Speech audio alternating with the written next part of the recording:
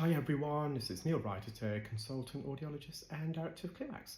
Thank you for joining me in my latest video using the WAXscope. I have a couple of videos for you in this compilation which have a common theme.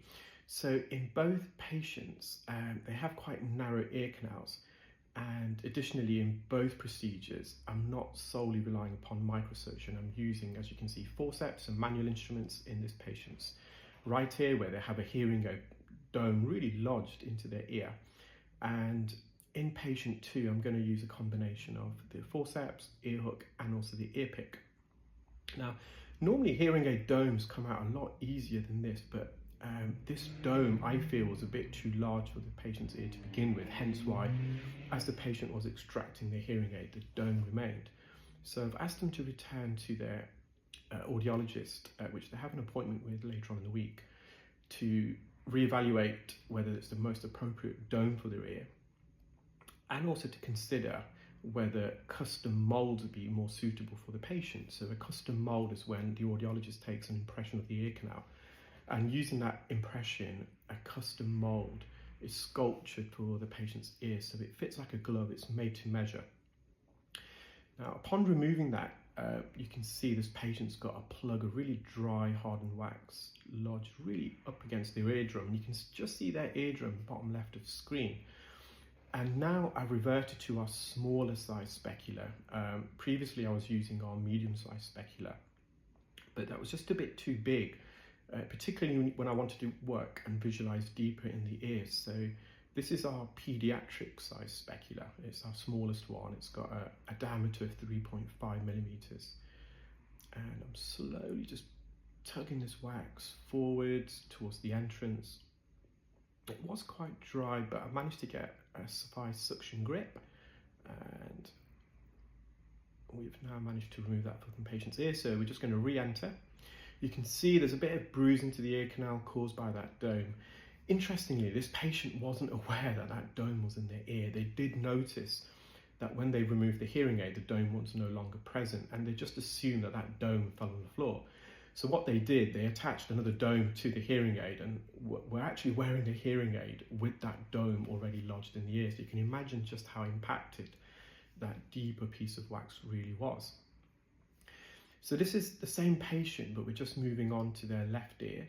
And here, thankfully, there's no dome in situ, but they've got this dry plug of wax and skin.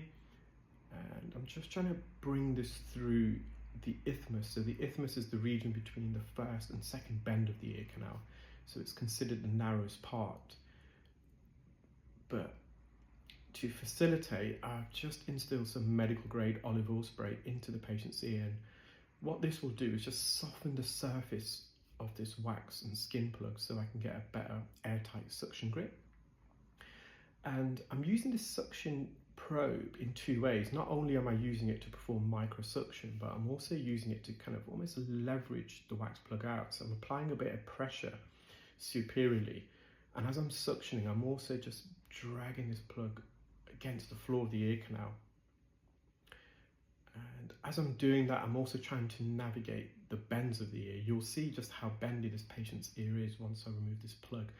In fact, it's so bendy that we can't visualize the anterior quadrant of the ear canal. So in the case of the left ear, the anterior quadrant is at 9 o'clock. If it's the right ear, it will be at 3 o'clock. So remove that plug. You can see the eardrum in the distance. I'm just going to get that in focus, and you can see we've got a lovely view of the handle of malleus with all the blood capillaries present, but we just can't visualize the front section of the ear canal. Wasn't able to straighten the ear any further. Now, when we use a specular, we can straighten and manipulate the outer third of the ear canal because that's made up of cartilage, but the inner 2/3 is made up of bone, so that's rigid. You just can't manipulate that. So moving on to patient 2, I initially attempted to use our medium-sized specular, and you can see that wax plug in the distance, but I really wanted to dilate open this patient's ear more, so I reverted to our smaller size specular again. Now, this patient did admit immediately upon entering that they've used a cotton bud. It was quite apparent because the wax is quite embedded. You can actually see the indentation, And if you look very carefully on the right hand side of the plug, you can see some of the cotton wool fibres that have adhered itself to the surface of this plug. So the way I'm tackling this, I'm trying to go to the bottom of the plug to see if I can lift it up, but just like patient 1 in their left ear, this plug is just too dry. So I've reached out for the medical grade olive oil spray. I'm trying to soften the surface so I can get a better suction grip. And I'm just working at the bottom and I'm trying to lift it up. Now, a bit more laterally where I've just come now, there's a thin crusted layer of skin. So I'm just trying to tackle that, see if I can lift that away and detach that, but it's just too dry. As mentioned, it's too impacted. So I've now decided just to see if I can go a bit higher up on the plug. But I'm met up against a brick wall. This is immovable with microsuction. I would have to use drops for at least 5 or 10 minutes to have any chance of softening this enough to remove.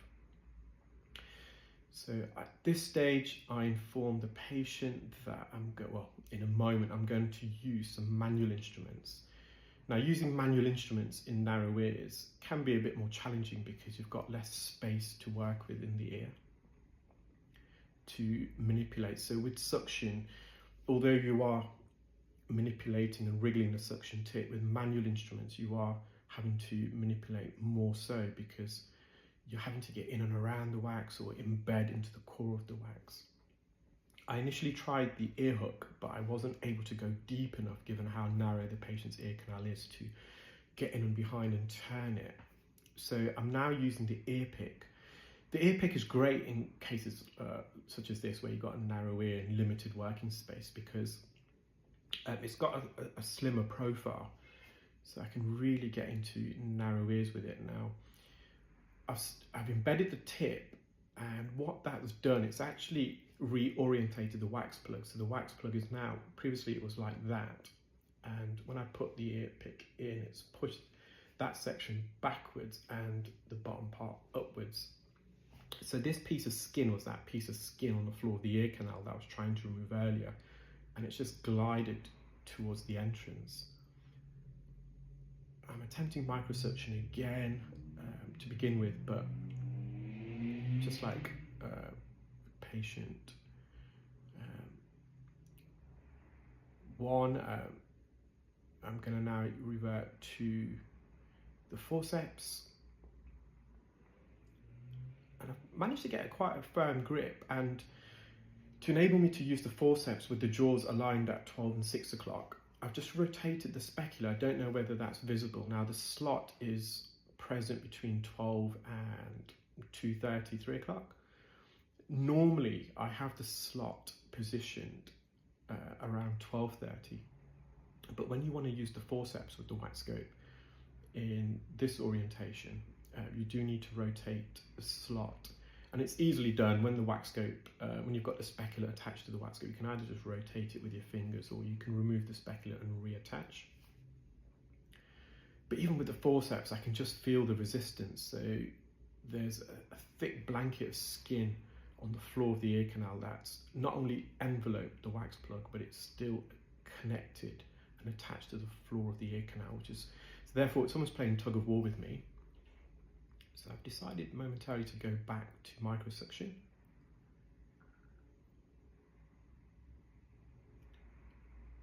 We can only just about fit the specular in the ear. It just gives you an idea of how narrow the ear canal is.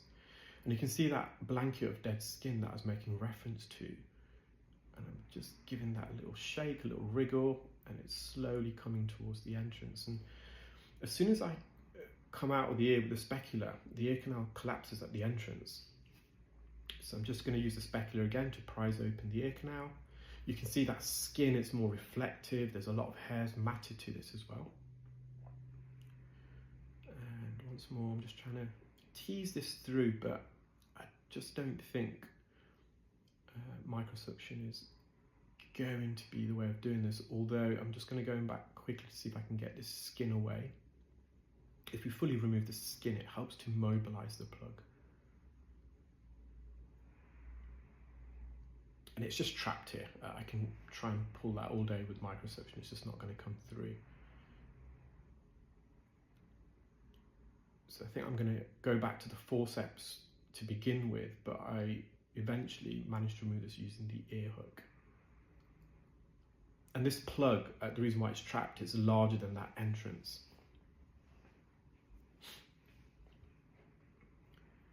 So I'm just dilating the ear. There's a piece of skin here that I'm going to use the forceps to try and remove to begin with.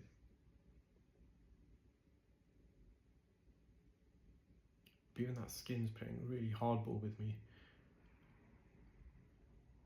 And I suspect now is when I use the ear hook. So with the ear hook, I want to try and get in and behind and then penetrate the tip of the hook into the plug of wax.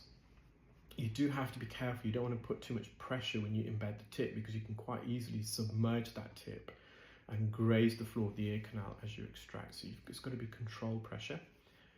But I just re-entered and I'm just leveraging this out, and you can see that skin that was on the right hand side, which was initially at the floor of the ear canal, so that was still connected to the plug of wax and the ear canal, which has made it difficult to remove. So now I'm just going to widen the ear canal. I can visualize the eardrum. I'm going to get it in focus, and we've got a lovely looking eardrum there. Well, I hope you enjoyed that video, guys. Do take care, keep well, and speak soon. Bye.